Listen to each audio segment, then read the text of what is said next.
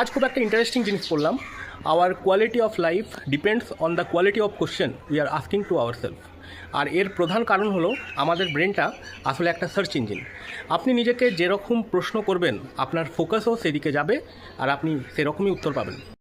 উদাহরণস্বরূপ বলা যেতে পারে, আপনি যদি নিজেকে নেগেটিভ কোশ্চেন করেন, যেমন প্রজেক্টের ডেডলাইন শেষ হয়ে যাওয়া সত্ত্বেও আপনার কাজ শেষ হয়নি বলে ম্যানেজার কি বলবে, এই ভেবে যদি আপনি দুশ্চিন্তা করেন, তাহলে আপনার ব্রেন দুশ্চিন্তা বাড়াবার এরকম আরও হাজারটা কারণ নিয়ে এসে আপনার সামনে খাড়া করবে। ম্যানেজার যদি রেজিগনেশন দিতে বলে, এই মন্দার বাজারে আমি নতুন চাকরি কিভাবে পাবো, চাকরি চলে গেলে আমার ইএমআই আমি কিভাবে মেটাবো, ইত্যাদি ইত্যাদি। কিন্তু এখানেই টুইস্ট।